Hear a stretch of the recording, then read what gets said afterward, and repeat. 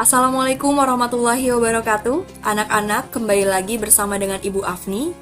Pada kesempatan kali ini, Ibu akan menjelaskan kepada kalian mengenai masuknya agama Islam ke Indonesia. Nah, seperti yang kalian ketahui bahwa Indonesia itu mayoritas penduduknya beragama Islam. Bahkan Indonesia menjadi negara paling banyak penduduk Islamnya di dunia. Nah, kita akan mulai membahasnya dari teori masuknya Islam ke Indonesia.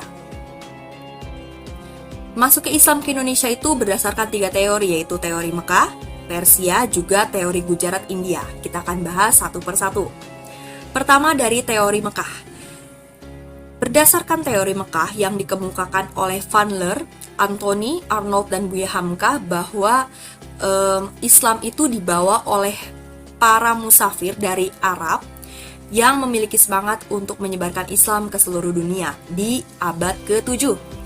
Dan teori ini diperkuat karena ditemukannya perkampungan Arab di daerah Barus, Sumatera Utara yang dikenal dengan nama Bandar Khalifah. Nah, ini adalah teori Mekah. Gambaran yang ada di sini itu adalah gambaran bangsa Arab yang sampai ke negara kita.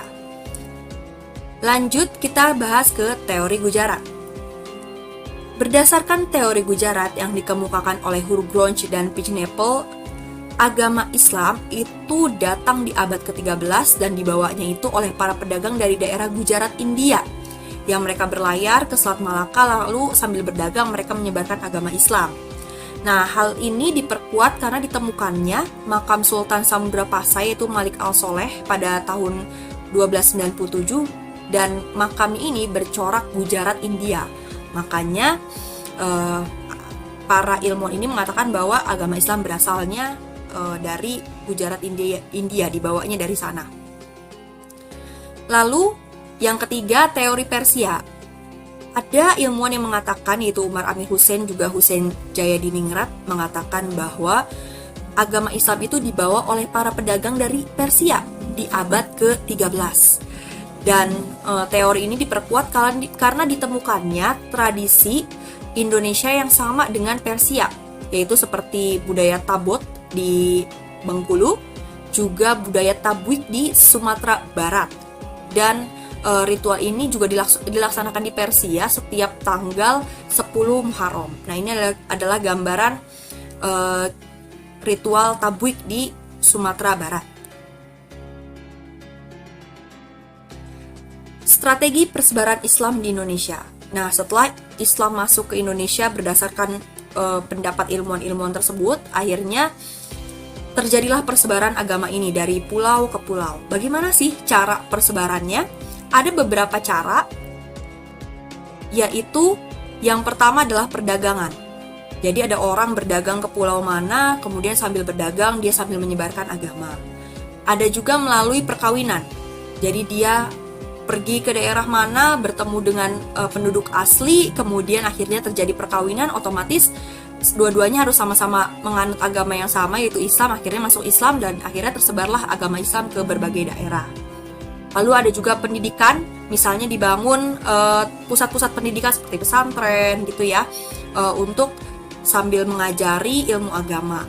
Lalu melalui kebudayaan, ini dilakukan oleh salah satu wali songo kita, yaitu Sunan Kalijaga.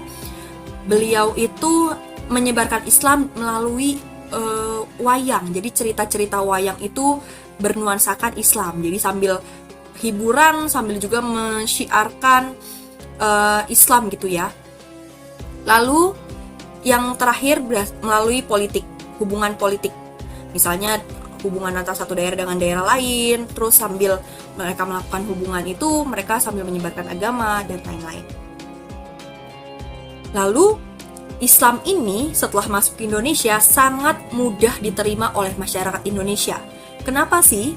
Pertanyaannya kenapa ya? Kenapa Islam banyak digandrungi oleh orang-orang Indonesia? Jawabannya karena Islam itu mudah diterima. Karena ajarannya cenderung lebih sederhana dibandingkan Hindu atau Buddha ya, karena perayaan mereka kan banyak gitu ya. Dan membutuhkan biaya yang besar juga. Misalnya mereka itu biasa kalau misalnya ritual mereka itu perlu sesajen gitu ya, sedangkan di Islam itu tidak ada gitu. Jadi lebih sederhana. Lalu syarat untuk masuk ke Islam itu lebih mudah, hanya dengan mengucapkan 2 syahadat. Lalu tidak mengenal sistem kasta. Sistem kasta itu sistem yang paling tinggi, orang yang paling kaya, atau seorang alim ulama, enggak. Kalau di di Islam itu semua sama. Yang membedakan itu hanya takwa, gitu ya. Lalu upacara-upacara keagamannya lebih sederhana, sudah jelas. Karena kita ya sholat gitu kan, kita hanya butuh sejadah, hanya butuh menutup aurat dan wudhu, lalu kita melakukan ibadah. Kalau misalnya agama-agama lain agak sulit, karena kan banyak perlengkapan yang harus mereka lakukan, seperti yang tadi Ibu bilang, sesaji-sesaji dan lain-lain. Lalu agama ini disebarkannya itu melalui jalan damai. Jadi berbeda dengan agama lain, seperti contohnya Katolik dan Kristen, itu disebarkannya melalui penjajahan ya. Jadi sambil orang menjajah, sambil menyebarkan agama Katolik dan Kristen. Tapi beda dengan Islam. Kalau Islam tidak. Jadi disebarkannya melalui cara yang baik gitu. Kalau misalnya mau mengikuti, hayo. Kalau tidak, asal tidak mengganggu, tidak masalah. Seperti itu. Nah, demikian penjelasan dari Ibu Afni mengenai bagaimana Islam bisa masuk ke Indonesia. Terima kasih sudah menyimak.